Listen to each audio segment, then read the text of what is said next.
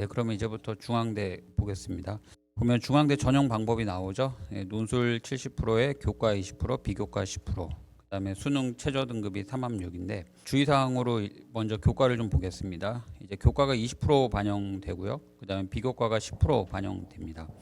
비교과가 무엇이냐라고 하면 이제 무단결석이 1일 이하면 비교과가 만점이어서 큰 문제는 없습니다. 무단결석이 뭐냐라고 하면 인정결석이 있고 비인정결석이 있는데 그 비인정결석을 말하는 거죠. 인정결석은 그 체험학습계를 내면은 학교장이 인정을 해주잖아요. 결석을. 그거는 이제 무단결석이 아닙니다. 그 다음에 뭐 병결 아파서 뭐 병원 진단서를 첨부해서 제출을 하면 그것도 학교장이 인정해주는 결석이기 때문에 무단결석이 아닙니다. 무단결석이라 하면 정말 친구가 사실 가출을 하더라도 부모님들이 병원에서 진단서를 끊든 체험학습을 쓰든 무슨 수를 다 해서라도 결석을 막잖아요. 네, 그러지 않은 경우, 그러니까 사실 무단결석을 관찰하는 게 그렇게 쉬운 일은 아닙니다. 쉬운 일은 아닌데 가끔 이제 엄격하신 선생님들이 계셔서 지각을 여러 번 했을 때 그 지각을 결석 처리하는 경우가 있습니다. 근데 중앙대는 지각이랑 결석이랑은 상관없습니다. 다른 대학들은, 일부 대학들은 무단 지각을 3회 이상 하면 뭐 결석 하루로 인정을 한다든지 이런 식으로 하고요. 그다음에 이제 졸업생들은 좀 주의하셔야 되는데 수능 끝난 다음에 논술 시험이 있어서 졸업생들이 수능 이후에 학교를 안 가고 이렇게 논술 공부를 하는 경우가 있습니다. 근데 학교에서 그때 12시까지는 좀 학교에 있어라라는 게 이제 학교 방침으로 정해져서 아이들이 학교에 왔는지를 꼭 점검하고, 그리고 학교 없으면 이렇게 결과 처리를 한다든지 결석 처리를 하는 경우가 종종 있습니다. 거기에서 이제 결석이 잡혀버리면 그 다음 해에 재수할 때 좀 문제가 될 수 있기 때문에, 혹시 우리는 고3이기 때문에 상관없어 라고 하실 수도 있는데, 제가 해보니까 대부분 다 재수를 많이 합니다. 논술하는 친구들이 많이 재수를 하기 때문에 혹시 모르니 수능 이후에도 학교의 절차적인 문제를 깔끔하게 처리해놔서 설령 학교를 안 가더라도 문제되지 않도록 이렇게 조치를 좀 취해 놓으시면 좋을 것 같습니다. 그다음에 이제 교과 그 반영 방식이 좀 특이한데요. 교과는 1학년 1학기 때부터 3학년 1학기 때까지 반영되는 모든 과목, 예를 들어서 국어 교과 안에 국어라는 과목도 있고 문법이라는 과목도 있고 뭐 문학이라는 과목도 있고 그 독서라는 과목도 있잖아요. 뭐 이런 식으로 다양한 과목이 있는데 국어, 영어, 수학, 사회 그리고 과학까지 해서 하여간 잘 나온 거 5개만 꼽아봐라 이거죠. 잘 나온 것만 5개 꼽아보고 그것만 중앙대에서 그 반영 과목으로 인정을 해주겠다라는 거죠. 그러니까 결국 잘 나온 거 5개만 찍으면 학생들이 웬만한 일반고 학생이라면 뭐 한 3등급 정도는 되지 않을까. 그리고 외고 국제고 학생들도 잘 나온 거 5개만 찍어라라고 하면 웬만해서는 뭐 4등급, 5등급 정도는 될 겁니다. 그래서 사실상 뭐 그렇게 다 찍었을 때 2등급인 학생이랑 뭐 4등급인 학생이랑 보면 뭐 한 1점 한 7점 정도 차이, 3등급 학생이랑 비교하면 0.5점 차이 정도 나는데, 중앙대가 점수 변별력이 조금 나는 대학입니다. 그 논술 시험이 변별력이 조금 있기 때문에 논술로 조금 어느 정도 충분히 커버 가능하기 때문에 사실상 내신 반영 비율은 있으나 이러한 반영 방식이라든지 논술 합격자 점수를 모두 고려하면 내신이 실질적으로 반영이 안 된다고 보아도 무방하다 이렇게 생각하시면 되겠습니다. 그래서 한번 읽어볼게요. 그래서 교과는 1학년 1학기부터 3학년 1학기까지 상위 5개 과목이 반영되고 국영수, 사과 반영되고 진로 선택 과목은 반영되지 않는다. 졸업생은 2학기까지 반영된다. 그러니까 중앙대 취지가 어떻게든 내신에서 학생들의 불리함을 피하게 해주려고 하는 거니까 뭐 2학기 성적이라도 졸업생은 괜찮으면 넣어주겠다라는 거겠죠. 그래서 이 등급간 반영 점수 차가 있습니다. 뭐 이거는 물론 이제 아직 요강이 발표 안 돼서 작년 자료를 넣어 놓은 건데요. 올해 바뀔 수 있겠죠. 그 등급간 점수 차는 요거는 올해 자료가 나오면 저희가 수정해서 그 자료로 따로 드리도록 하겠습니다. 이 등급간 점수차 보는 방법은 예를 들어서 가장 잘 나온 거 5과목 뽑았을 때 이제 평균 2등급이 된 친구가 있고, 그 다음에 평균 3등급이 된 학생이 있을 경우에 0.8점, 1.6점 해서 0.8점 차이 나는데, 이 0.8점의 의미는 뭐냐면 100점 만점인 논술 시험일 때 논술로 0.8점을 3등급 학생이 더 맞으면 그 2등급 학생과 차이 났던 그 점수의 불리함을 다 극복을 할 수 있다. 이런 의미로 보시면 되겠습니다. 그래서 만약에 내가 5등급이다. 그러면 중앙대 합격자 평균 내신이 예를 들어서 3등급이다라고 하면 논술로 1.7점 더 100점 만점에서 받으면 커버가 가능하다. 이렇게 생각하시면 되겠습니다. 네, 2번 동그라미 2번.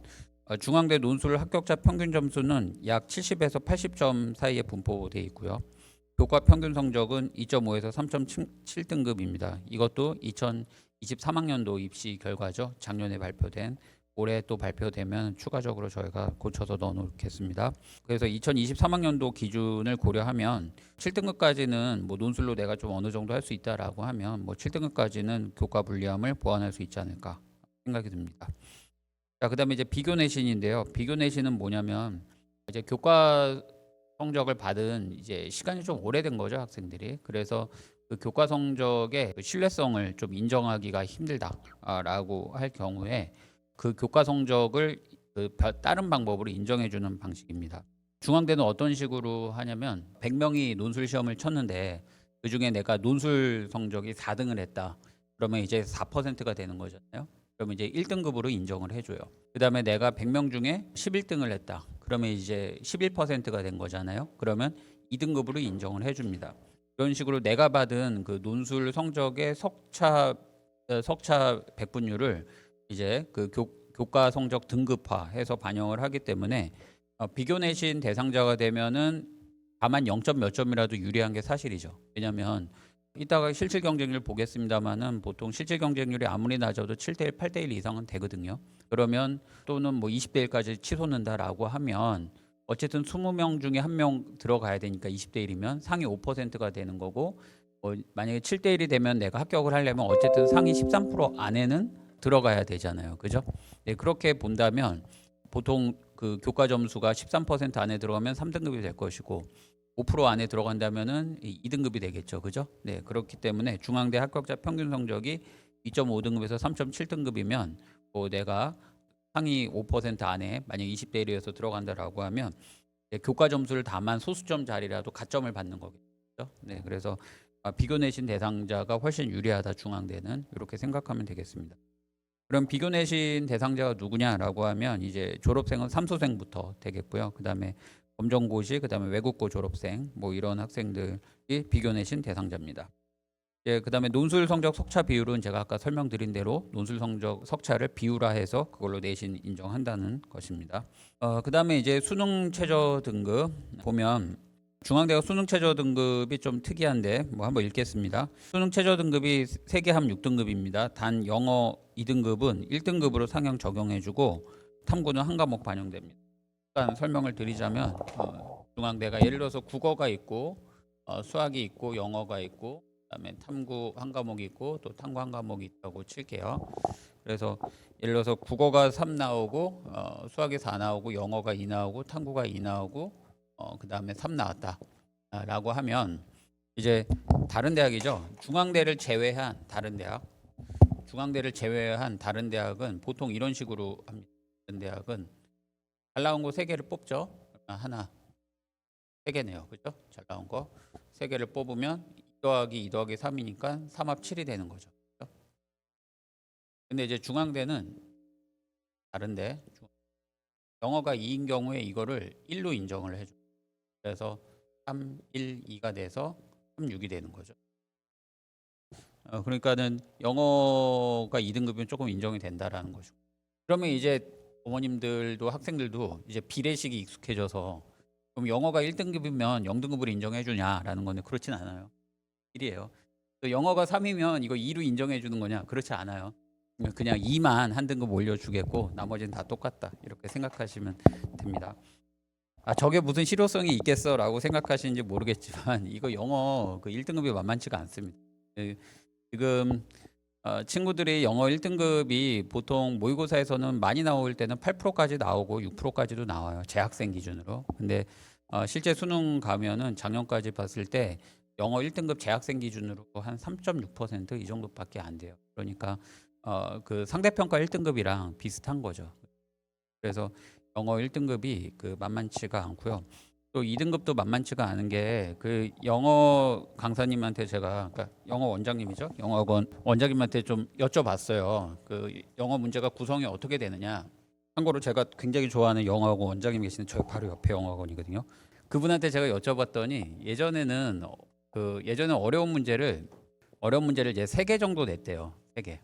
근데 요즘 이 문제를 5개까지 넣고 어떨 때는 5개까지 넣고 어떨 때는 이게 6개까지 나온대요. 여기서 말하는 건 이제 그 흔히 학생들이 가장 어려워하는 빈칸 추론, 순서 삽입 문제인 거죠. 빈칸이나 순서 삽입 그런 문제죠. 근데 이제 학생들의 이제 또 약점이 문법 문제 한 개가 있잖아요.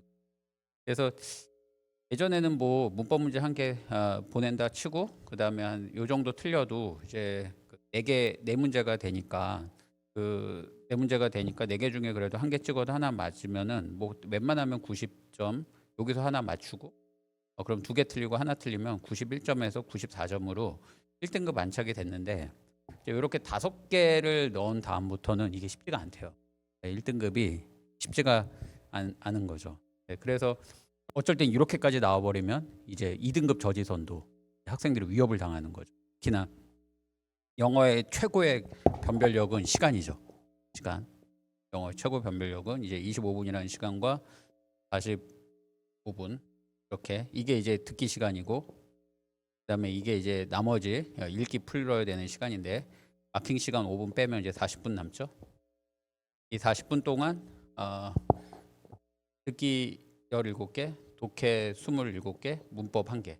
이 27개를 이 40분 동안 풀어야 되니까 학생들 입장에서 시간이 만만치 않겠죠. 그러다 보니까 이 어려운 문제가 또 중간에 나와요. 여기서 이제 잡혀버리면 끝에 못 풀어서 틀리는 경우가 굉장히 많죠. 그래서 영어가 이게 1등급이 쉽지가 않습니다. 그리고 작년에도 보니까 2등급도 이제 만만치 않아서 틀리는 학생들이 뭐 79점 3등급이 엄청 많았어요.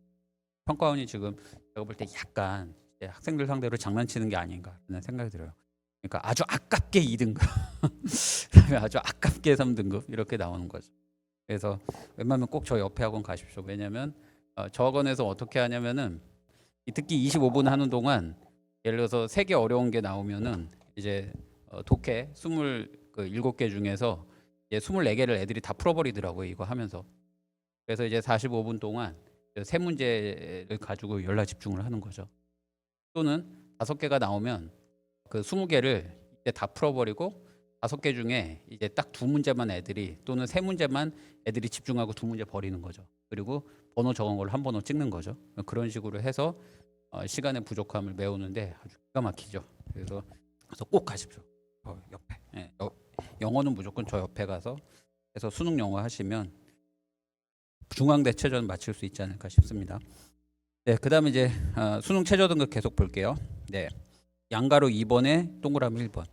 자, 수능 최저 등급은 3합 6등급이다. 단 영어 2등급은 1등급으로 상향 적용해 줍니다. 다시 한번 말하지만 3등급이라고 2등급 해주지 않고 1등급이라고 0등급 해주지 않고 오로지 2등급만 1등급으로 해줍니다. 만일 영어 2등급이면 국어, 사회는 한 과목 반영되죠. 그래서 국어, 사회 합쳐서 5등급이면 최저를 충족할 수 있습니다. 그러니까 이제 어떻게든 영어를 2등급에서 사수해야 되겠죠. 네.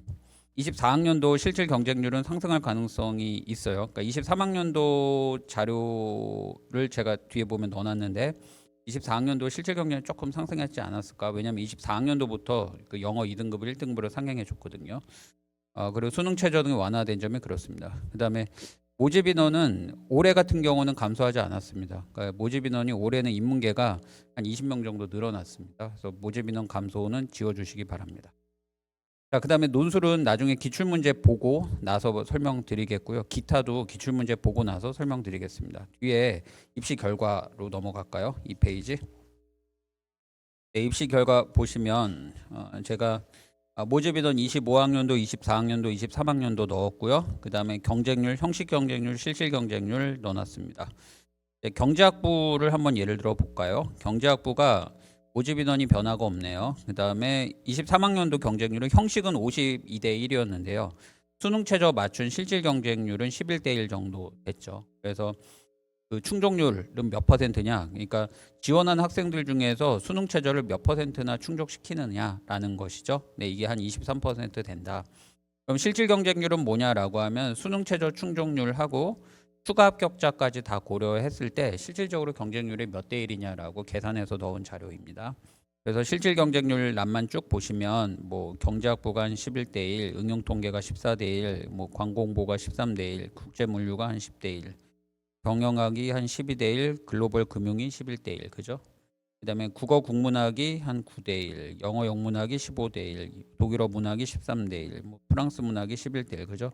6대 1도 있네요. 그 러시아 문학, 일본어 문학이 9대 1, 중어 중문학이 8대 1, 철학가가 8대 1, 역사학과 11대 1, 정치국제학이 18대 1, 그다음에 이제 심리학과 18대 1 이런데 저 개인적으로 정치국제학과 심리학과를 쓰는 거는 그렇게 지혜롭지 못한 방법이 아닐까라는 생각이 들어요. 왜냐하면 모집 인원이 그렇게 많지도 않고, 그죠?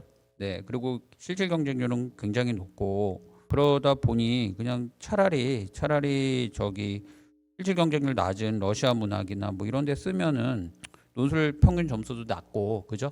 물론 이제 채점하는 교수님들이 조금씩 다르겠죠. 채점하는 교수님 달라서 이 논술 합격자 평균 점수를 100% 신뢰할 수는 없어요. 그러니까 국어 국문학 82점하고 뭐 관호학과 78점하고 정말 이게 이렇게 딱 4점만큼 차이 나는 거냐라는 거는 그건 잘 모르겠어요. 교수님들의 개성에 따라서 다만 1, 2점이라도 차이가 있을 수는 있겠죠. 그죠?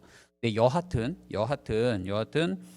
뭐 실질 경쟁률이 좀 낮은데 쓰는 게 낫지 않겠느냐. 그럼 차라리 정치국제학부를 써서 18대 1을 뚫느니 차라리 철학과 써서 8대 1 뚫으면 되지 않겠느냐라는 것이죠. 그러면 내가 예를 들어서 나중에 정치국제학부 수업을 듣고 싶다라고 하면 철학과 가서 수업을 얼마든지 들을 수가 있고, 또 요즘 복수전공이라고 해서 뭐 다 인정이 되는 마당에 굳이 힘든 과를 들어가서 힘든 경쟁을 뚫을 이유는 있겠느냐라는 것이죠. 그다음에 또 심리학과 같은 경우도 뭐 굳이 심리학과를 들어갈 필요가 있을까? 아무거나 들어가서 복수 전공을 해서 심리학을 들으면 되고, 특히나 심리학은 더더욱이나 학부 졸업 가지고는 아무것도 못해요. 그 부모님들이 이거 하나 놓치고 있는데 전 세계에서 석박사 비율이, 그러니까 박사 비율이 가장 높은 나라가 우리나라라는 거 모르셨죠? 네, 저도 최근에 알았어요. 그러니까 대졸자 비율은 전 세계 1위고요. 원탑된 지 오래고요. 그러니까 비율이 압도적으로 1위고요. 우리나라 대졸자 많은 게. 그러니까 이제 부모님 때로 치자면 우리나라 현재 대졸자가 한 거의 고졸도 안 될 것 같은데 아닌가? 부모님 때도 대졸자 많죠. 그러니까 거의 고졸자 정도가 지금 대졸자인 것 같아요. 그리고 대학교를 졸업한 학생들, 즉 대학 입시를 친 고3 학생 기준으로 3% 정도가 박사학위를 지금 받고, 그러니까 이제 어지간하면 박사예요, 우리나라.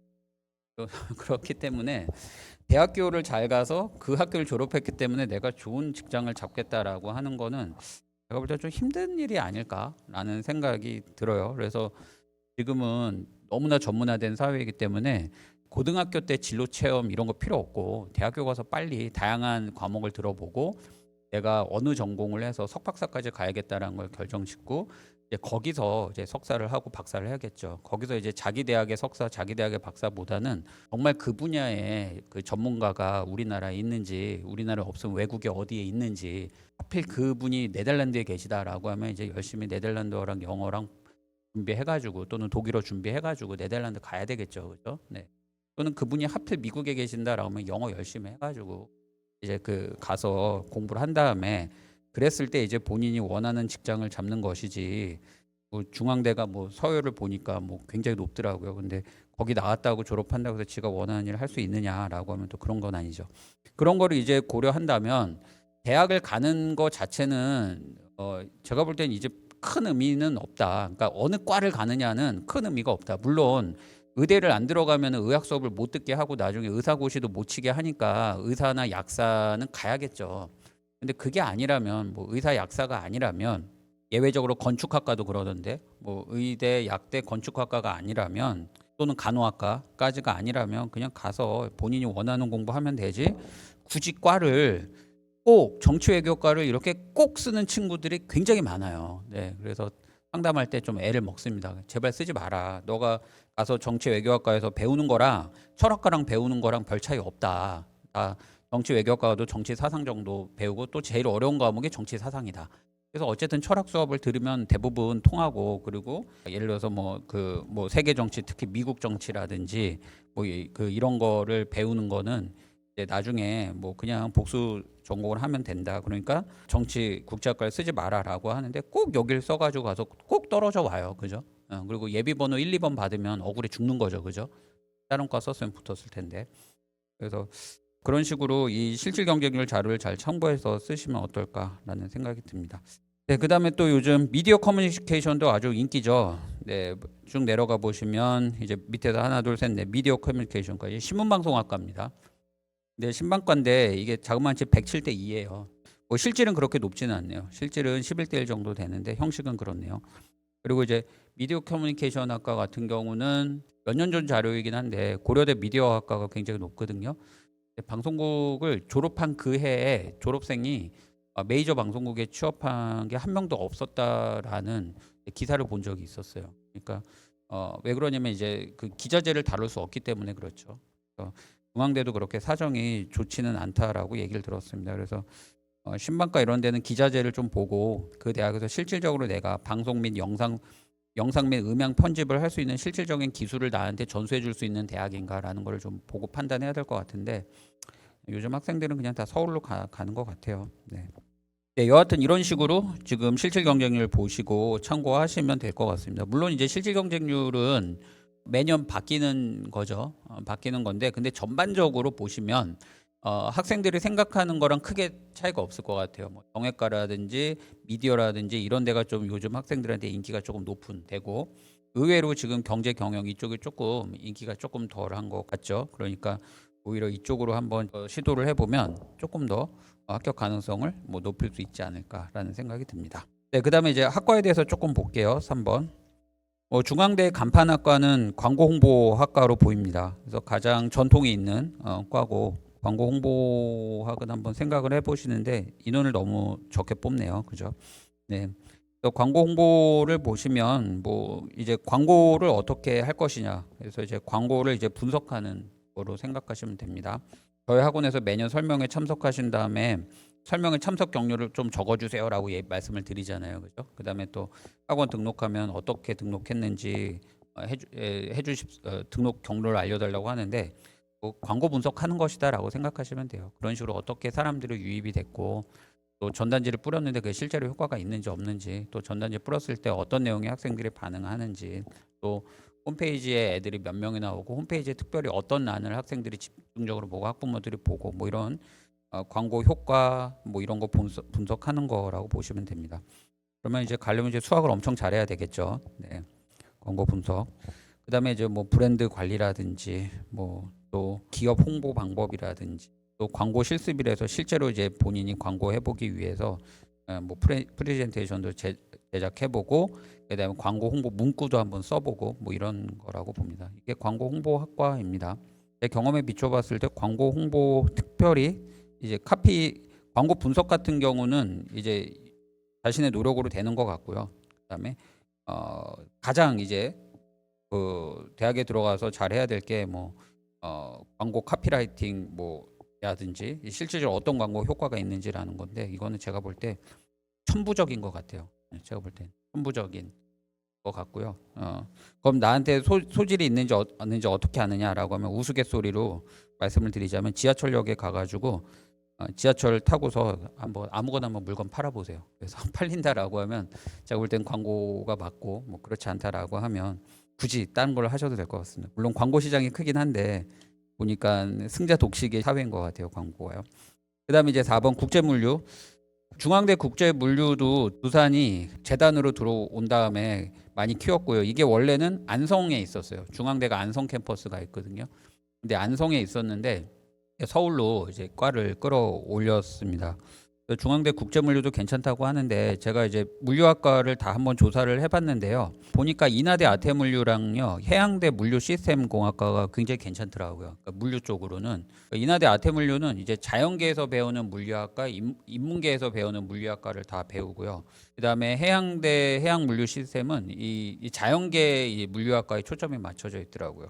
그러면 자연계 물류학과는 뭐고 그다음에 인문계 물류학과는 뭐냐라고 하면 이제 그 자연계 물류학과는 실제로 어떤 루트로 그 물류 흐름을 짜야 가장 물류 비용이 적게 되는가라는 식으로 수학적 접근을 굉장히 많이 하더라고요. 그래서 굉장히 그 R인가 R 이거를 배우더라고요. 그래서 굉장히 거의 뭐 수학과만큼 수학을 해대는 것 같아요 보니까. 그래서 자연계 물류는 뭐그 능력을 키우는 데 좋지 않을까라는 생각이 듭니다. 근데 이제 인문계 학생들이 수학을 싫어하면 좀 힘들어할 수 있고요. 또 실제로 물류 쪽에 나가신 분들 이렇게 얘기를 들어보니까 그 급여가 조금 박하다라고 말씀들을 많이 하시더라고요. 네, 뭐 여하튼 그 국제 물류학과 있고 과는 제가 볼 때 인하대 아태물류나 그 다음에 만약에 중앙대 국제물류도 해보면 좋은데 성적 안 되면 해양대 물류시스템학과 가는 것도 좋다 보니까. 과목도 잘 개설돼 있고 또 특히 그 특별히 해양대는 해양대에 맞춰져 있기 때문에 괜찮은 것 같다 이런 생각이 듭니다. 자, 그다음에 이제 정치국제학과는 그냥 정치외교학과라고 보시면 되고요. 그다음에 이제 6번 공공인재학부는 뭐냐라고 하면은 제가 자주 설명드린 그 로스쿨 그 특혜학과라고 생각하시면 됩니다. 그래서 행정학 트랙하고 정치학 트랙이 있는데 정책학 트랙은 뭐 제가 볼 때 로스쿨 가는 것 같고요.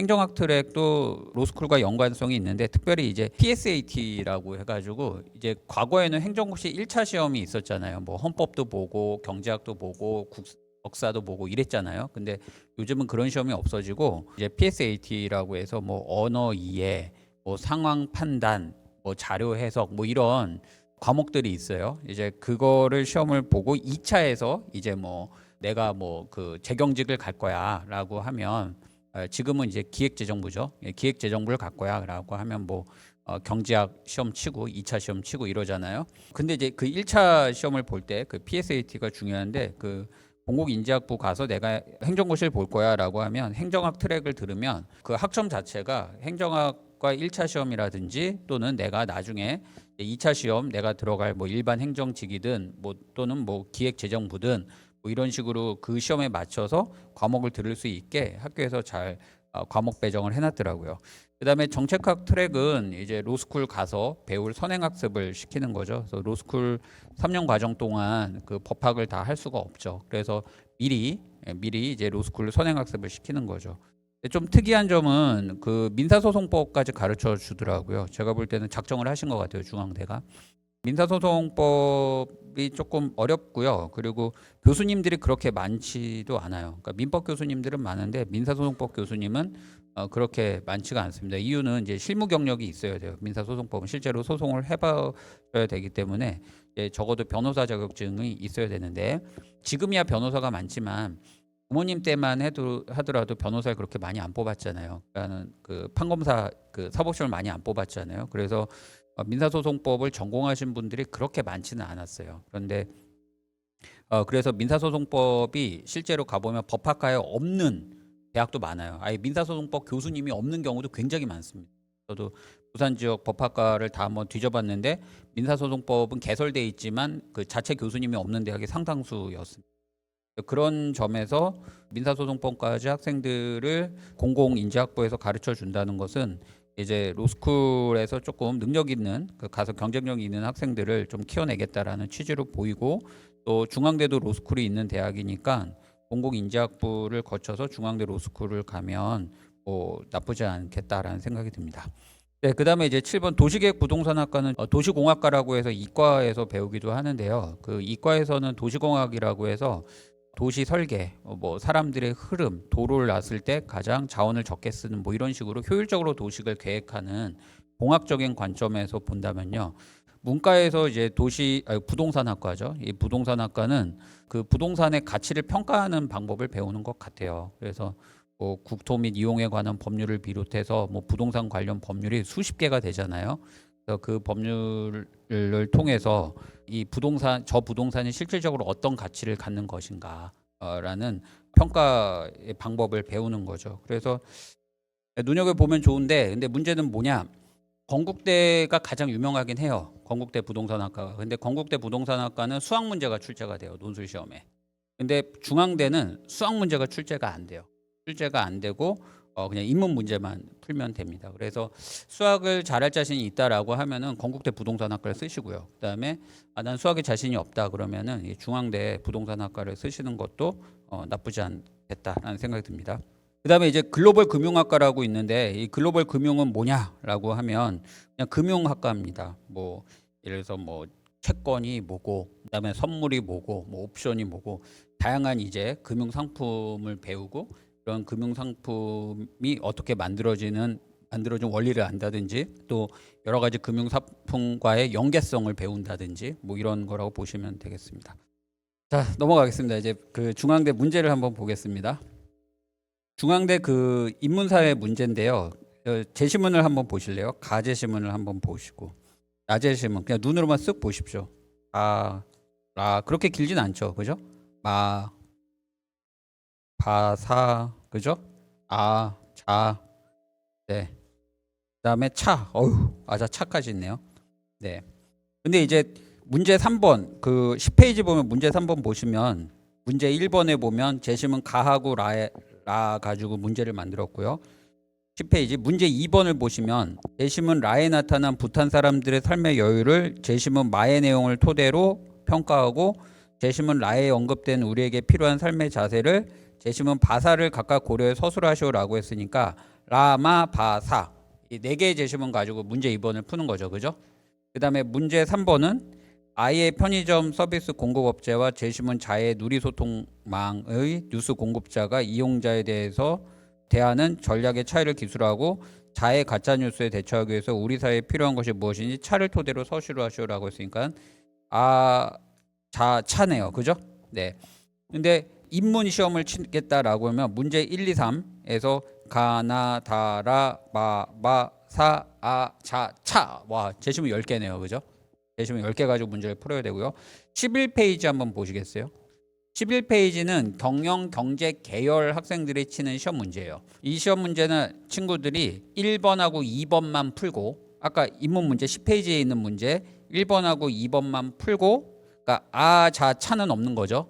아자차 없이 이제 문제 3번으로서 이렇게 수학 문제 하나를 풉니다. 네. 연세대 뭐 수학 문제, 뭐 중앙대 수학 문제, 건국대 수학 문제 등등 이 수학 문제를 한번 쫙 모아가지고 저희 수학 선생님이 수리논술 선생님이 한번 따로 설명회를 해주실 예정입니다. 그래서 그때 수학 문제는 참고하시는데 제가 여쭤보니까 이거는 학생들이 별로 어렵지 않을 겁니다라고 하더라고요.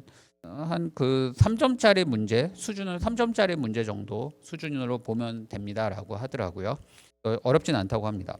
문제가 대충 이렇죠? 네. 그러면 이제 이 문제를 어떻게 풀어야 될 것인가? 자, 문제 1번하고 2번 한번 볼게요. 일단 문제 2번하고 3번은 문제 형식이라든지 쓰는 방식이 동일합니다. 그죠? 그래서 2번하고 3번은 차이가 없습니다. 그래서 인문계열 학생들은 인문 문제를 하나 더 풀고 경제 경영 학생들은 수학 문제를 하나 더 푼다 이렇게 생각하시면 되겠습니다. 그러면 이제 경제 경영이 도대체 어떤 학과냐라는 의문이 생길 수 있잖아요. 그거는 다시 2페이지 한번 보시겠어요? 2페이지에 보시면 그 입시 결과 해가지고 경제 경영 해놨죠. 경제학부 응용통계학과 광고홍보학과 국제물리학과 경영학 글로벌 금융 이렇게 이런 과들이 수학 문제를 풀면 되고요. 나머지 과들은 이제 인문이라고 돼 있는 나머지 과들은 문제 3번을 풀면 되겠습니다. 되겠죠? 네, 이렇게 보시면 되겠습니다. 네, 계속해서 가겠습니다. 자, 1번. 자, 제시문 가라에서는 특정한 대상이나 상황이 서로 비교되는 다양한 모습이 나타난다. 제시문 가나다라에서 화자가 비교를 통해 발견한 차이점과 이로 인해 깨달은 것을 각각 찾아 하나의 완성된 글로 논술하시오. 이렇게 돼 있는데 어디를 같이 펴놓으시냐면 12페이지를 같이 펴놓으시겠어요? 자, 문제에서 가라에는 뭐가 있냐면 어떤 특정이나 상황이 서로 비교되는 다양한 모습이 나타난대요. 그래서 제시문 가나다라에서 화자가 비교를 통해서 발견한 차이점 서로 상황의 차이점과 그걸 통해서 깨달은 것을 찾아서 쓰래요. 그래서 한 편의 완성된 글로 쓰래요. 하나의 완성된 글로 쓰래요. 논지에서 그렇네요. 자, 그래서 이제 이거를 한번 보시는데 저랑 뭐만 보시냐면 제시문 라만 한번 보실래요? 자, 부탄의 마을 치몽이에요. 부탄의 마을 치몽이라는 마을이 있어요. 그래서 한 줄 내려가서 이 치몽은 한눈에 봐도 가난한 마을이다. 전기가 들어오지 않는 마을답게 변변한 세간도 없다. 사람들 옷차림도 남루하다. 그런데 얼굴 표정은 놀랄 만큼 밝다. 순해 보이고 잘 웃는다. 몸가짐은 부드러우면서 당당하다. 무엇보다도 매 순간 몸과 마음을 다해 여행자들을 접대한다. 뭐 이렇게 하고요. 계속해서 똑같은 얘기가 나와요. 그 다음에 이제 맨 밑에 밑줄 친 데만 보시죠.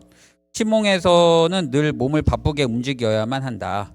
집 바깥에 있는 화장실에 가기 위해서도, 그 다음에 7페이지, 공동 수도가에서 물을 받기 위해서도 움직여야만 한다.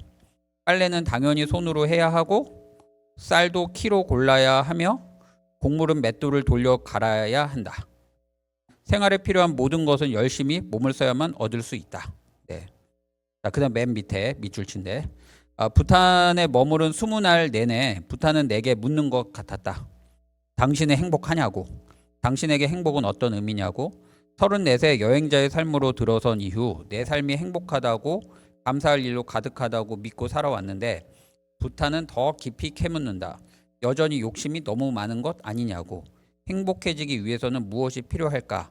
이제 충분하다고 멈출 수 있는 마음, 나눌 줄 아는 마음도 행복의 조건이 아닐까라는 거죠. 자, 그다음에 12페이지 답안을 볼게요. 자, 이런 글을 가지고 이제 어떻게 작성할 것이냐라는 거죠. 자, 12페이지 문제 1번 보세요. 예시 답안입니다. 중앙대에서 발표한 문제 1번. 선행학습 영향평가 자료라고요. 대학에서 작년도에 자신들의 문제를 어떻게 냈고 이것이 고등학교 과정에 어떻게 부합하는지 고등학교 과목과 페이지까지 다 연결을 져가지고 발표하는 자료 있는데요. 그 뒤에 보면 이 문제를 교수님들이 해설해 놓고 예시답안 주신 부분과 채점 기준표 주신 부분이 있거든요. 그 부분이 저는 가장 중요한 것 같습니다. 그 부분을 이제 가져온 겁니다. 네. 문제 1번. 가라에는 비교를 통해 차이를 발견하고 깨달음을 얻는 모양이 나타난다. 하고서 가의 나는 어쩌고 저쩌고. 그리고 두 줄 내려가서 끝에 나의 화자는 어쩌고 저쩌고. 그죠? 그 다음에 또 거기서 나에서 하나 둘, 그러니까 맨 위에서 하나 둘 셋 넷 다섯 줄 여섯 줄째에 다의 나는 어쩌고 저쩌고. 그죠? 그리고 맨 밑에서 밑줄 친제 나의 화자는 어쩌고 저쩌고 이렇게 나오죠.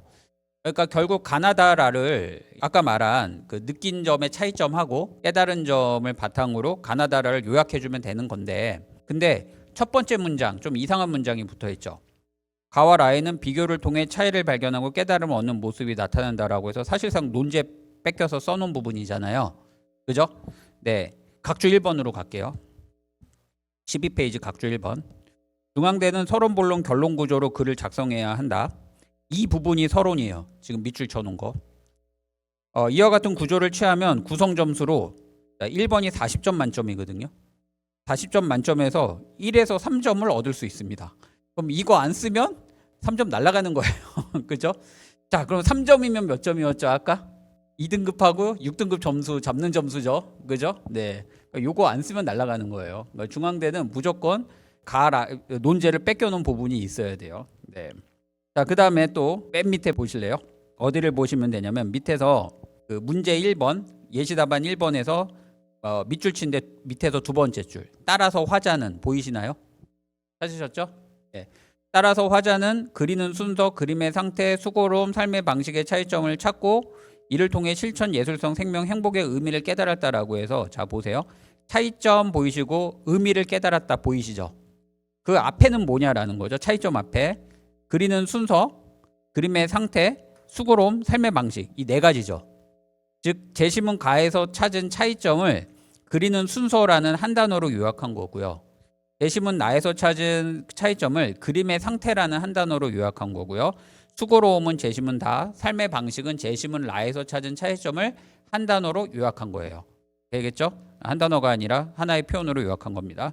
자, 그 다음 이를 통해 실천, 이건 제시문 가고요. 예술성, 이건 제시문 나오고요. 생명 제시문 다고요. 행복의 의미 제시문 라예요. 네. 이런 식으로 한 단어로 차이점, 느낀 점을 각각 정리했죠. 네, 이렇게 써줘야 됩니다. 네, 요것도 각주 가보실래요? 4번. 4번이 아니라 3번. 3번. 결론 부분이다. 3번. 결론 부분이다. 결론을 제시하면 구성 점수를 1점에서 3점 얻을 수 있다. 그러니까 이 차이점을 정확하게 이 표현, 즉 실천, 예술성, 생명, 행복의 의미라는 정확한 단어를 썼는지 안 썼는지 상관없이요. 그건 이제 별도의 점수인 거고, 썼는지 상관없이 이런 식으로 결론을 붙이면 1점에서 3점 얻는 거예요. 요거 안 쓰면은 날아가는 거죠. 그래서 서론하고 결론을 안 쓰면 최대 6점이 날아가겠네요. 40점에서. 오, 그래 대박. 그죠? 큰일 납니다. 그래서 중앙대는 무조건 이렇게 1번하고 그 첫 번째하고 끝부분에 서론하고 결론을 붙여줘야 됩니다. 네. 모든 대학에서 그 중앙대만 이렇게 합니다. 단 한 군데도 없이 한 30개 대학에서 중앙대만 이렇게 써야 되고요. 그럼 2번도 그렇게 써야 되냐? 아니요. 1번만 그렇게 쓰시면 됩니다. 1번만. 네. 3번 한번 보시겠어요? 3번. 1번 끝부분. 각주 1번. 각주 1번에서 끝부분. 논술 시험에서 서론, 본론, 결론 구조를 요하는 대학은 중앙대가 유일하다. 네. 그다음에 각주 3번. 계속 읽을게요. 각주 3번. 결론 부분이다. 결론을 제시하면 구성 점수를 1에서 3점 얻을 수 있다. 결론은 본론의 내용을 한두 단어로 압축하여 제시하여야 한다. 참신성에 따라서, 그러니까 잘 쓴 거에 따라서 2점에서 5점을 가산받는 거예요. 그러니까 형식이 있으면 1에서 3점, 그 다음에 그 쓴 표현이 적절하면 2점에서 5점 되겠죠. 네, 이와 같은 결론을 요구하는 대학은 중앙대가 유일하다. 왜 이렇게 작성해야 하는지 의문을 가질 필요 없이 점수를 얻기 위해서 맹목적으로 중앙대가 제시한 답안 형식을 따라서 하면 됩니다. 네, 그러시면 됩니다. 네, 자, 그 다음에 이제 마지막 하나 더 볼까요? 570자 이렇게 돼 있죠. 문제 1번에서 570자. 네, 이게 이제 논제로 가서 다시 10페이지 보시면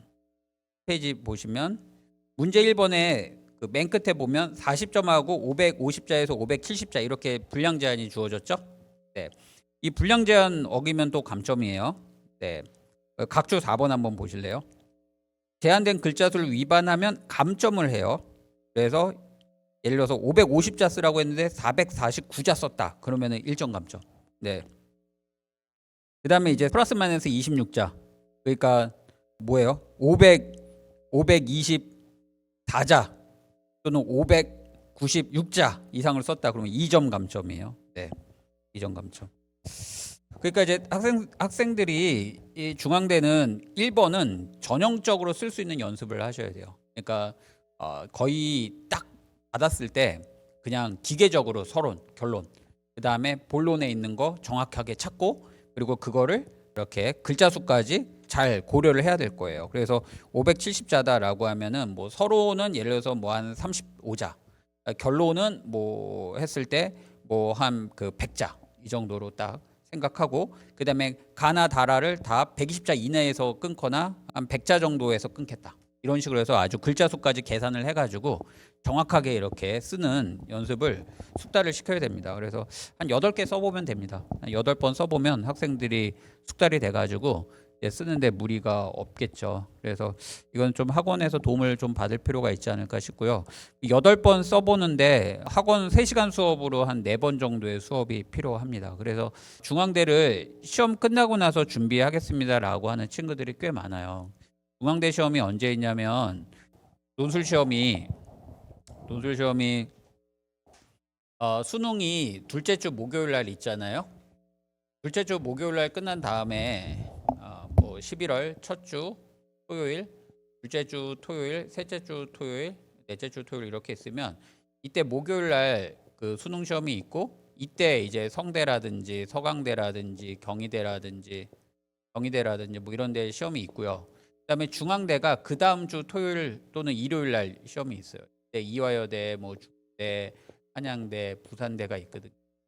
그러니까 아이들이 이때 준비할게요라고 해요. 수능 끝나고. 근데 이제 1번 준비하면 이제 한 주 다 가요. 1번 쓰기 숙달되면 한 주 가기 때문에 시간이 좀 빡빡하다. 그래서 1번 쓰기가 어느 정도 숙달돼 있으면은 수능 끝나고 나서 준비해도 되는데 1번 쓰기가 숙달이 안 돼 있으면 수능 끝나고서 준비하기 좀 힘들어서 중앙대를 뭐 많이 할 필요는 없는데 한 적게는 4번, 많게는 8번 정도 좀 미리 준비해 놓으면 수능 끝난 다음에 좀 여유가 있죠. 근데 이제 또 어려운 점이 뭐냐면 학생들 입장에서 중앙대가 수능 최저가 완화되긴 했지만 이제 3합6이잖아요. 그러다 보니까 최저를 못 맞추면 어쩌지? 라고 걱정을 해요. 그래서 이제 나중에 최저 맞추고 해야 되겠다라고 했다가 막상 뚜껑 딱 열면 이게 숙달되는데 시간이 좀 부족한 경우가 있지 않나. 그래서 최저가 걱정된다면 이제 1번 쓰기 정도만 한 4회 해서 준비해 놓고 그리고 나서 이제 중앙대 수능 이후에 하면 어떨까 이런 생각이 듭니다. 네, 그다음에 이제 볼게요. 자, 문제 1번에서 제시문 라만 볼게요. 밑줄 근데 아까 그 읽어보신 그 부분을 이렇게 하면 됩니다. 라의 화자는 12페이지 문제 1번 예시답안입니다. 라의 화자는 부탄 사람들은 가난해 욕심이 없고 여유롭게 살지만 우리는 많이 가져도 더 갖고자 조급하게 산다는 차이를 발견했다. 네, 그 결과 느낀 점 나오겠죠. 행복의 가치를 재성찰하면서 나눔과 만족이 진정한 행복이라는 인식에 도달했다. 이렇게 쓰면 됩니다. 그러니까 아까 제시문 라를 밑줄 친 내용을 이런 식으로 거의 한 120자 정도로 딱 요약을 해가지고 쓰면 된다 보시면 되겠습니다. 자, 그다음에 문제 2번 보고 마무리하겠습니다. 네, 문제 2번. 문제 2번을 풀려면 이제 제시문 마하고 바사를 봐야 되겠죠. 네, 제시문 마를 한번 보시겠어요? 제시문 마. 제시문 마는 이렇게 그 밑줄 친 거 2개만 아시면 됩니다. 마. 여유는 중간에 밑줄 친 거 있죠. 여유는 3가지로 이해할 수 있다. 먼저 물질적 여유와 시간적 여유가 있어야 한다. 그다음에 이제 그다음 문단 내려가서 3번째 여유는 마음의 상태를 얘기하는 데 사용한다. 그러니까 이제 여유는 물질, 시간, 정신 여유가 있어야 된다. 뭐 이런 얘기죠. 그다음에 이제 반대요. 뭐 반은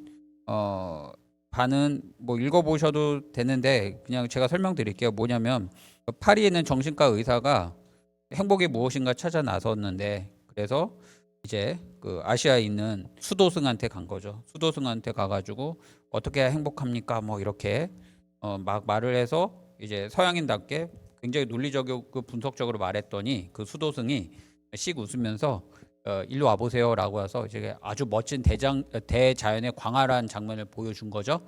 그랬더니 그 서양 의사가 이게 행복이구나. 행복이란 것은 분석해서 찾는 게 아니라 그냥 내가 잠시 여유를 가지고 이렇게 마음을 놓을 때 행복이 날 찾아오는 거구나. 뭐 이런 걸 느꼈다. 뭐 이런 제시문입니다. 그다음에 이제 제시문 4인데 9페이지 이것만 보시면 됩니다. 소유냐 행복이냐 소유냐 존재냐 뭐 이거 있죠. 네. 갑자기 그분 생각이 안 나네요. 그 여자 생각이 안 나네.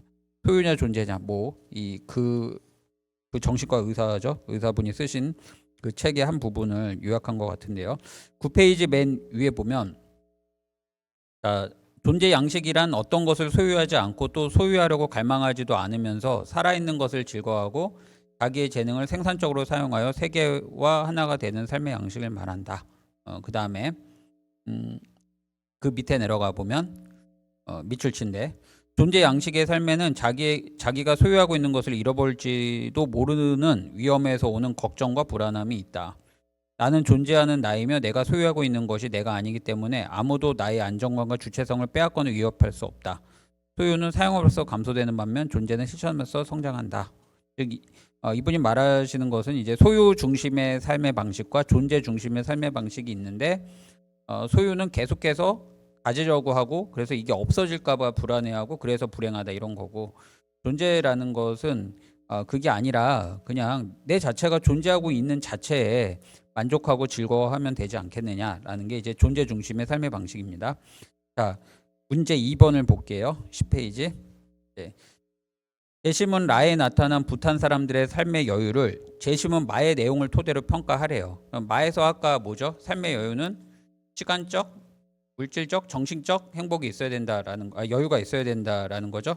근데 부탄 사람들은 시간하고 물질은 여유가 없지만 뭐 마음의 여유가 있었다. 뭐 이런 얘기겠죠. 그렇죠? 네. 그다음에 제시문 라에 언급된 우리에게 필요한 삶의 자세를 바와 사를 고려해서 말하시오 했더니 바는 뭐죠? 분석적이지 말고 대자연 앞에서 잠시간 멈추고 그걸 바라볼 때 행복이 왔었다라는 게 바고, 사는 소유지향적 삶의 방식을 버리고 존재지향적 삶의 방식을 가져라. 그러면은 라에서 언급된 우리에게 필요한 삶의 방식이 되겠죠. 네, 그렇게 쓰시면 됩니다. 그래서 문제 2번 12페이지 보면 읽을게요. 마에서 언급된 세 가지 여유의 맥락에서 라의 부탄 사람들이 처한 상황을 보면 이들은 가난한 삶을 살기에 물질적 여유가 없고 몸을 바삐 움직여야만 모든 일상이 영위되기 때문에 시간적 여유가 없고, 하지만 이들은 마음의 상태로부터 여유를 충분히 지니고 있기에 가난한 삶을 즐기고 낯선 이에게도 친절을 베푸는 여유로운 삶을 산다. 뭐 이렇게 쓰면은 이제 문제 2번 앞문단 점수 딴 거죠.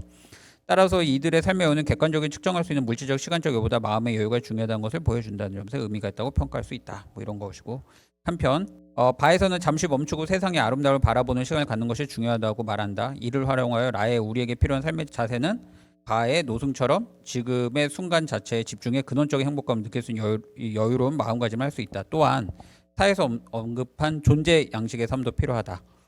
라의 우리는 소유의 방식에서 기반하기에 가진 것을 잃을까 걱정하고 불안할 수밖에 없다. 따라서 소유의 집착에서 벗어나 주체적 삶을 여유롭게 향유하는 존재 양식의 삶을 실천하는 자세가 필요하다. 그죠? 별로 어렵지 않으시죠? 그죠? 그러니까 제시문에 있는 내용 잘 보고, 특히 문제 2번 같은 경우는 문제가 조건이 복잡하잖아요. 그러니까 그 복잡한 조건에 이렇게 즉답을 하듯이, 조건에 이렇게 답을 하듯이 답을 하면 충분히 뭐 답을 얻을 수 있습니다. 그래서 작년에 평균 점수가 좀 높았을 것 같아요. 왜냐하면 이 문제 2번은 그냥 논제에 해당하는 내용을 그대로 갖다 뺏기면 점수를 받기 때문에 작년에 인문 점수는 좀 평균 점수가 높지 않았을까라고 개인적으로 추측을 합니다. 근데 경제 경영 문제도 1번, 2번 똑같은데 경제 경영학과가 시간을 달리해서 시험을 쳤거든요. 그래서 인문 문제는 예를 들어서 오전에 쳤다. 그러면 경제 경영 오후에 쳤단 말이에요. 오전에 친 문제를 가지고 똑같이 치면은 이제 안 될 거 아니에요. 그러니까 문제 형식은 똑같게 오전하고 오후 두 세트를 만들어서 시험을 쳤는데, 이 오전 문제는 이렇게 제시문에 나온 내용을 그대로 빼다 적으면은 되는 문제가 나왔어요. 이거는 굉장히 쉽게 느껴지셨을 겁니다. 그런데 오후에 나온 문제는 어떤 문제가 나왔냐면, 이 논제에서 요구된 게 A라고 하면 이 제시문에서는 이게 B로 나왔어요. 그래서 이 A에 해당하는 게 B인 거를 알아차려서 이 B의 내용을 A로 맞게 변형해서 써야 되는 문제가 나왔어요. 근데 이거는 조금 어려워요. 학생들이 어려워하는 유형입니다. 그래서 중앙대 같은 경우에 보통 제가 성격 유형을 봤을 때 그 S자 들어간 친구들이 중앙대 하면 뭐 유리할 것 같다. 그 다음에 또 F자 들어가는 친구들도 중앙대 하면은 유리하다. 그러니까 중앙대 1번 때문에 그렇죠. 왜냐하면 중앙대 1번에서 가끔 타자의 등장인물의 심리를 물어보는 문제가 있어요. 그러니까 이런 표현을 통해서 등장인물이 뭐 쉽게 말해서 뭐 열이 받았느니 또는 뭐 슬펐느니 회한을 느낀다든지 뭐 이런 식으로 등장인물의 심리를 찾으라는 문제가 있는데, 제가 이제 성격 유형, 특히 저는 이게 사고가 주기능인 사람이거든요.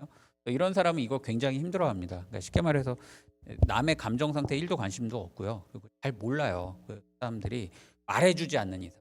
내가 너의 이 말 때문에 내가 굉장히 지금 흥분하고 화가 났어. 이 말을 해주지 않으면 사실 잘 모르거든요. 그런 바보가 세상에 있단 말이야 하면 네, 있어요. 저 같은 사람. 사고가 주기능인 사람들이 그래요.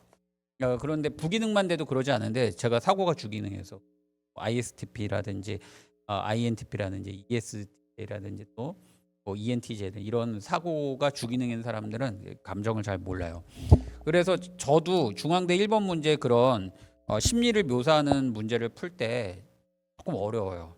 저도 보면 뭘 써야 될까 이렇게 논술 강사인 저마저도 좀 바보처럼 이렇게 뇌가 멈추는 경우가 있습니다. 근데 F자 들어간 친구들은 아주 기가 막히게 쓰더라고요. 그거를 기가 막히게.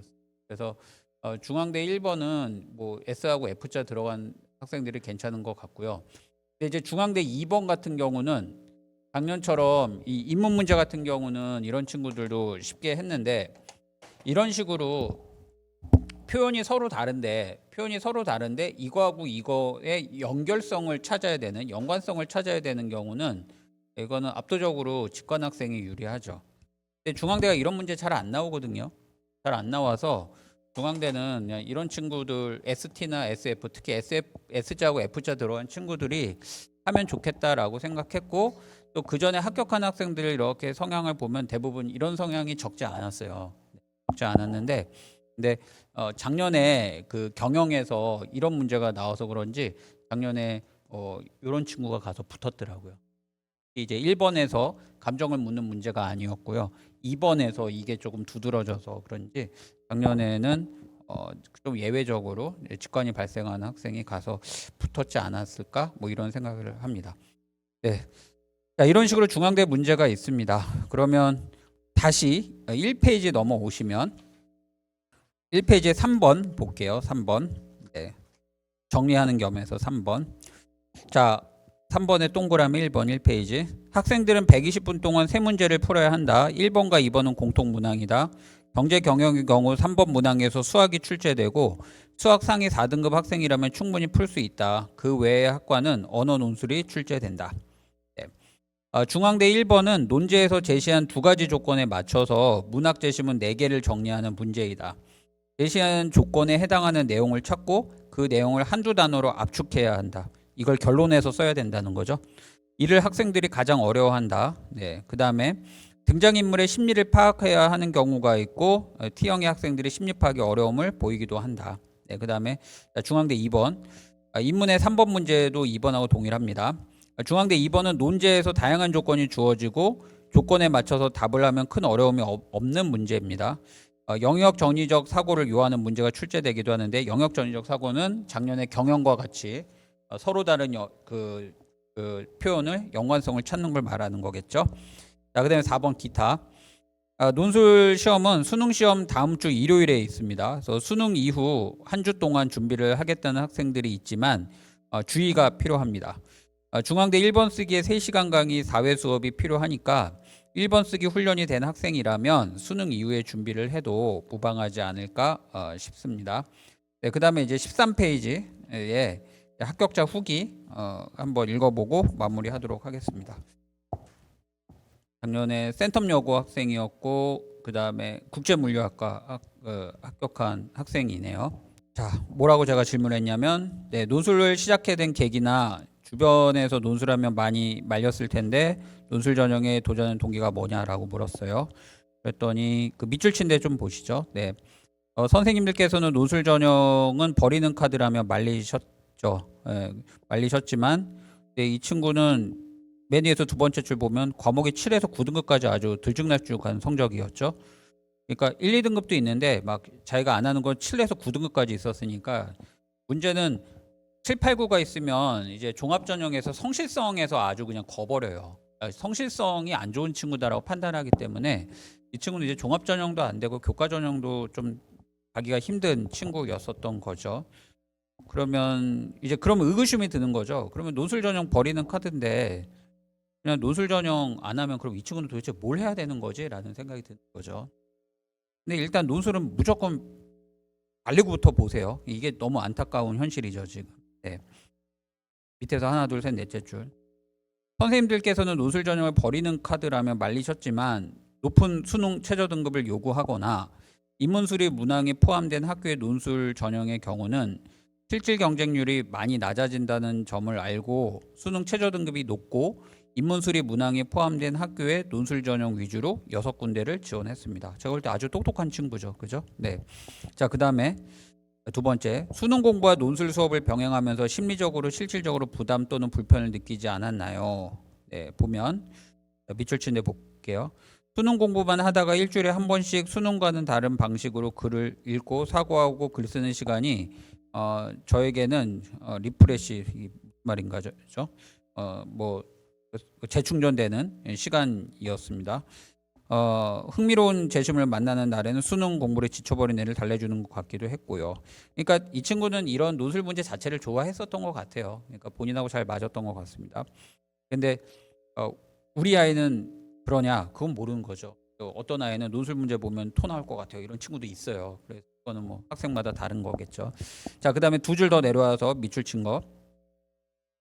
한 줄 내려가서 그 일주일에 한 번 있는 논술 수업에 쓰는 시간을 수능 공부에 투자하고 싶다는 느낀 적도 있었으나, 그렇죠? 이조차도 논술에 투자하지 않으면 6장의 수지 논술 원서를 100% 날리는 일에 생각했기 때문에 오히려 논술 수업 중에 더 선생님께 질문하고 점검받으려 노력했습니다. 이렇게. 네, 그다음에 네오 논술 수업이 특별히 좋았던 점이 있나요? 라고 하면, 네. 선생님께서 귀찮으시겠다 싶을 정도로 선생님께서 찾아가서 어떤 거야 하며 질문했었는데, 그때마다 답을 알려주시는 게 아니라 제 사고의 흐름을 점검해 주셔서 제가 스스로 답을 작성할 수 있는 능력을 키워주었습니다. 라고 이 친구에도 되게 아름답게 써줬는데, 그냥 선생님들이 뭐라고 했냐면, 아니야 다시 고민해봐, 이 말만 해줬어요. 아니야 다시 고민해봐. 근데 이제 친구들 입장에서는 이제 아니라는 말을 받았으니까 자기가 스스로 고민하면서 자기가 스스로 사고가 정리된 건데, 이제 그게 마치 사고의 흐름을 잡아준 것 같은 착각을 불러일으키는 거죠. 그래서 가장 좋은 거는 학생들한테 계속 고민하게 해주는 것 같아요. 네. 세 번째 줄 계속 읽을게요. 그 뒤에 첨삭을 받을 때 칭찬을 들으면 기분이 아주 좋습니다. 그렇겠죠. 자기가 스스로 했으니까. 논술 답안을 작성하면 할수록 스스로의 문장력에 자신감이 쭉쭉 잃었는데, 굴하지 않고 꾸역꾸역 꾸준히 재심을 접하고 글을 쓰려 한 태도가 합격으로 이끌어 주었다고 생각합니다. 또 대학별 실전을 통해 각 대학교별로 가산점이 될 부분, 중앙대는 특히 이게 중요하죠. 유의해야 할 포인트에 익숙해지고 그 학교 유형의 답안을 작성하며 자주 일으키는 논리적 오류를 바로잡는 데 도움이 되었습니다. 그러니까 이러려고 학원 오는 것 같아요. 답을 알려주시고 이렇게 써라 하시며 답안을 외우고 받아 쓰는 식의 수업이 아니라, 이 친구가 이거를 왜 써줬냐면, 이 친구가 저희 학원 오기 전에 다른 학원에 갔는데 그 학원에서 요 예시 답안 주고 뺏기라고 했대요. 그래서 그거를 몇 번 뺏기는데 내가 왜 이러고 있어야 되나라는 생각이 들어가지고 학원을 옮겼나 봐요. 그래서 이제 그 말을 써준 것 같아요. 네. 저 스스로 답을 향해 갈 수 있는 능력을 키우는 수업이어서 대학별 수업이 꼭 그 대학 논술에만 도움이 되는 게 아니라 다른 학교의 논술에도 많은 도움이 되었습니다. 네. 자, 그다음 넘어갈게요. 네. 자, 시험장에서 어떤 마음으로 들어갔고 문제를 풀 때 느낌이 어땠나요? 또 합격과 불합격의 이유를 무엇이라고 생각하나요? 라고 하면, 네. 이거는 한번 다 읽어볼게요. 네. 수능을 치르고 나니 기운이 다 빠져서 수능 이후 치른 논술들은 긴장할 힘도 없이 치루었습니다. 그래도 포인트는 확실히 살리고 시간 내내 비문이 없도록 깔끔한 글을 써야 한다는 생각만 가진 채로 논술에 응했고, 초반에 치른 논술 때는 시간 관리가 조금 힘들어서 후반에 치른 논술 때는 시간 관리에 신경을 특별히 더 썼습니다. 그러니까 이거 굉장히 중요합니다. 시간 관리. 별거 아닌 것 같은데 학생들이 이 시간 관리의 어려움을, 저번에도 말씀드렸지만 시간이 남는 대학들이 있어요. 가장 대표적인 게 서강대죠. 이런 데는 시간을 충분히 쓰지 않는데 서강대 문제가 어렵거든요. 조금 더 고민해야 되는데 고민하지 않는 경우도 있고, 또 중앙대는 시간 관리 그렇게 어렵진 않은데, 예를 들어 성대나 부산대는 시간 관리가 굉장히 어려운 대학이죠. 그래서 시간 관리도 굉장히 중요합니다.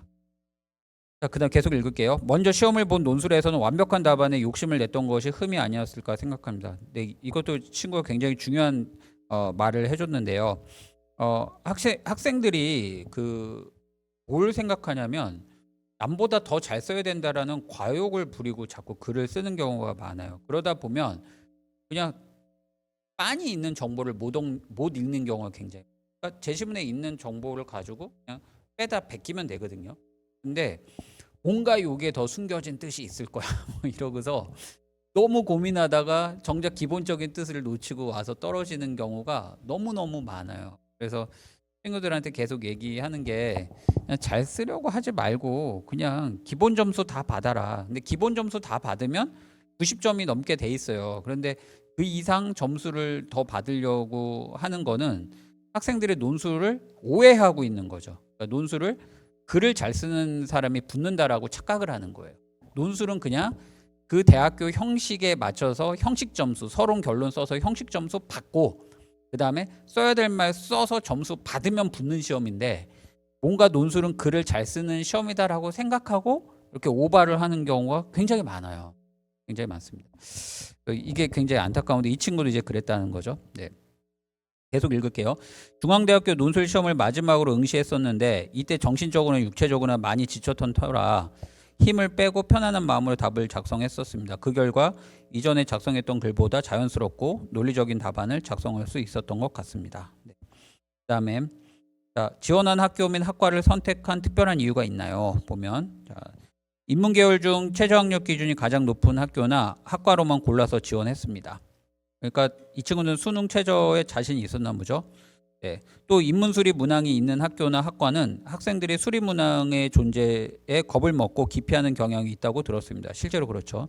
네, 이를 역으로 이용해서 수리 문항을 맞추면 합격 가능성이 높아진다고 판단했고 인문수리 문항이 있는 대학을 우선적으로 고려했습니다. 인문수리는 그리 어려운 수학 문제가 아니라 미리 겁먹지 말고 도전해보면 좋겠습니다. 그러니까 합격한 학생들은 다 동일하게 해주는 이야기인데 친구들이 인문수리 있으면 일단 제외를 해요. 일단. 왜냐면 내가 수학이 등급이 안 좋고 수학 공부를 안 했으니까 난 수학을 못할 거 아니냐. 그래서 아예 제외를 하는데 그 인문수리는 그러니까 수능은 제가 이렇게 아이들의 수능을 왜 못하나 싶어서 제가 수능 문제를 한번 검토를 해본 적이 있었어요. 그리고 교과서하고 대조 작업을 좀 해봤거든요. 네. 정치와 법, 경제, 뭐 사회문화, 뭐 생윤, 윤사, 뭐 이런 거는 교과서를 볼 이유가 1도 없습니다. 절대 교과서 보지 마세요. 그러니까 교과서하고 문제 출제하고 완전히 달라요. 뭘 봐야 되느냐라고 하면 답지를 좀 보셨으면 좋겠어요. 수능 평가원에서 그 문제를 출제를 하면 EBSI라는 데서 그거의 해설지를 다 만들어 주거든요. EBSI에서 해설지하고 오답이 왜 오답이고 정답이 왜 정답인지를 쭉 해주는데 그거를 한 3개년도 정도. 그러니까 6월 평가원, 9월 평가원, 11월 수능 있잖아요. 요거 3개년도. 그러면 총 9회분 나오잖아요.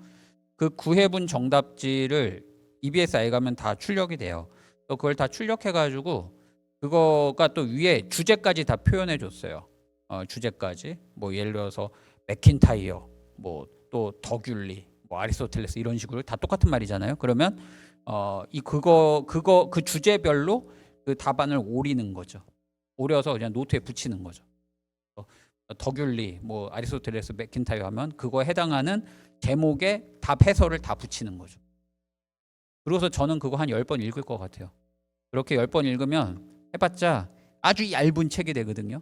그거 10번 읽고 문제 한 10번 풀어보고 그리고 이제 정 걱정되면 뭡니까 EBS 연계교재 이거 왜 보는지 모르겠는데 뭐 그것도 한번 풀어보시고 그 다음에 또 교육청 문제는 왜 보는지 모르겠는데 하여튼 뭐 불안하면 풀어보시고 이런 식으로 하면 사탐 공부는 전 그게 가장 확실한 공부가 아닐까라는 생각이 듭니다. 물론 그것의 좀 배경을 알기 위해서 인강 강사들이 강의한 거 있는데 전 그것도 괜찮다고 봅니다. 다만 인강을 듣고 그 수능 문제를 풀어보는 건 저라면 그렇게 안 할 거. 저는 먼저 아까 제가 말한 대로 수능에서 뭐가 나오는지 출제 범위를 확인해야 될 거 아닙니까? 내가 뭘 공부해야 되는지 알고는 공부해야 될 거 아니에요. 그게 수능 기출 문제잖아요. 근데 학생들은 수능 기출 문제를 아껴놔요. 나중에 푼다고. 왜 그런지 이해가 안 가요. 왜 그럴까? 기출 문제부터 분석을 해야 되는데. 그래서 여하튼 그 기출 문제를 한 10번 정도 제가 아까 말한 대로 오려서 붙여서 10번 읽고 문제도 한 10번 정도 푸는데 요거 하는데 제가 해봤거든요. 저도 학생 입장에서 스스로 해봤는데 딱 4일밖에 안 걸려요. 이렇게 하는데 4일. 그리고 나서 인강을 듣는 거죠. 그럼 인강을 들으면 어떤 느낌이 오냐? 별 필요도 없는데 저거 왜 이렇게 강의에 힘을 빼실까? 그건 2배속으로 듣는 거.